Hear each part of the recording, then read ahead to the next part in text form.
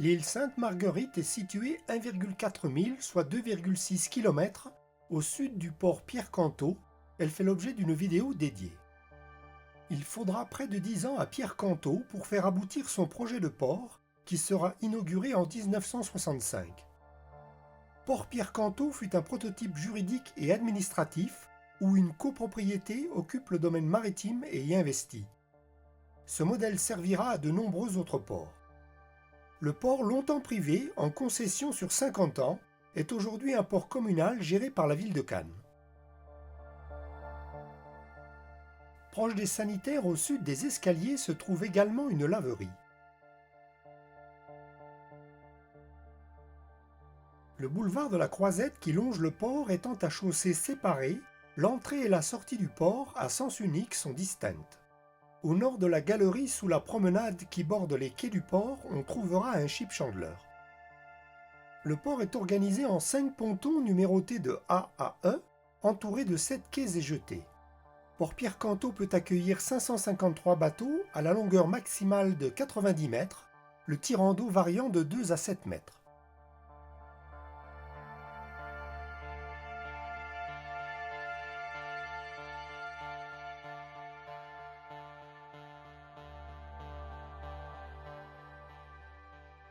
La passe d'entrée, large d'une centaine de mètres, est ouverte au nord-nord-ouest.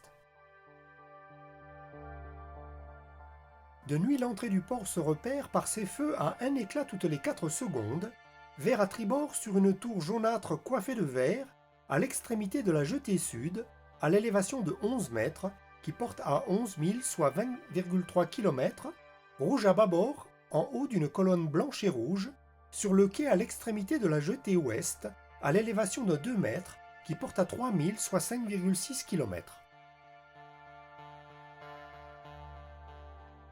Les très grandes unités dont la longueur va jusqu'à 90 mètres s'amarrent à la jetée sud.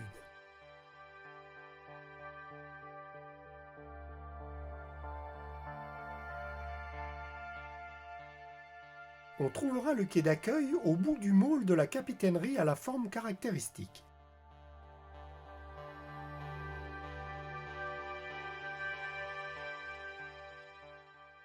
Situé immédiatement à bâbord de l'entrée, le quai carburant est facile d'accès.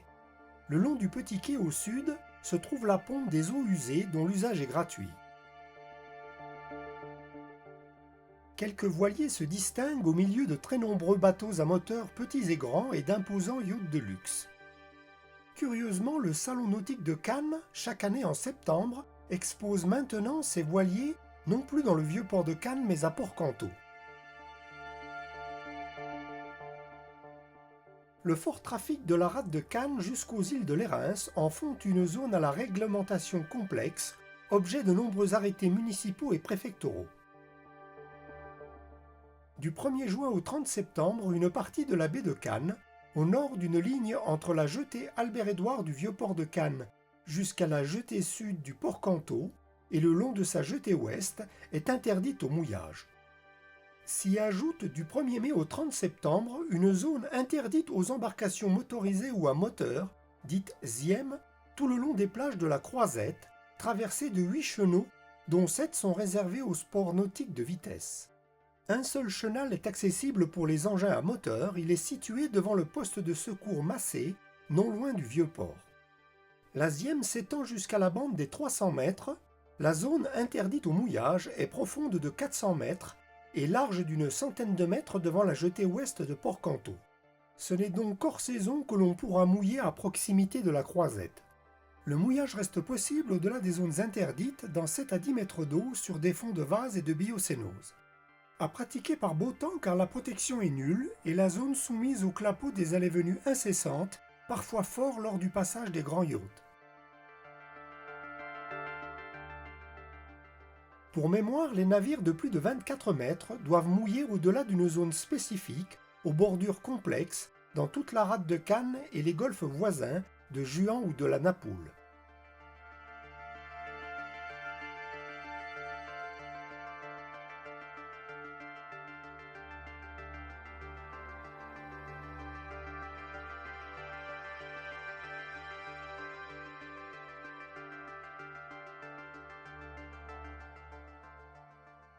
Port-Pierre Cantot est dans la zone de limitation de vitesse à moins de 10 nœuds, au nord d'une zone qui part de la jetée Albert-Édouard du Vieux-Port de Cannes jusqu'à l'île de Sainte-Marguerite.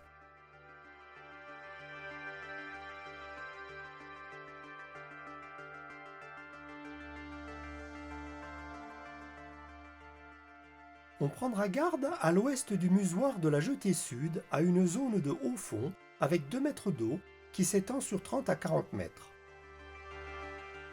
On laissera largement à tribord la balise verte.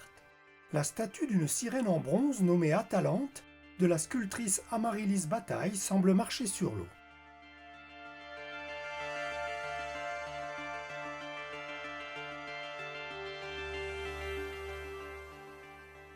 On distingue bien sur cette vue qu'une large partie du port est destinée à la grande plaisance.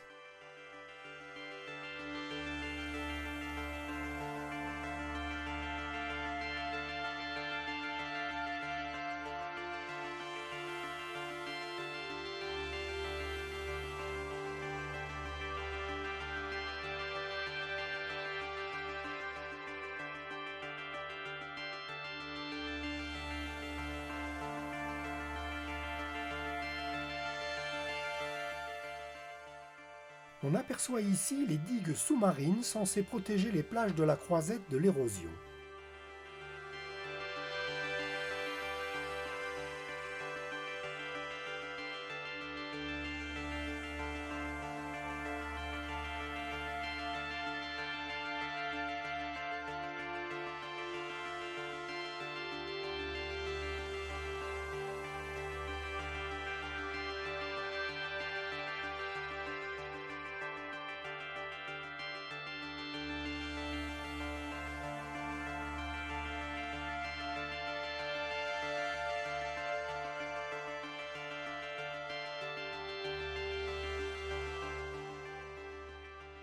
Pour se ravitailler, on prendra au nord le boulevard de la Croisette, puis à droite l'avenue des Hespérides, jusqu'à l'avenue de l'Érins, à gauche vers le nord. On y trouvera, à 500-600 mètres du port, un marché provençal, 2 supérettes, une boulangerie, une pharmacie et un distributeur de billets au bureau de la poste.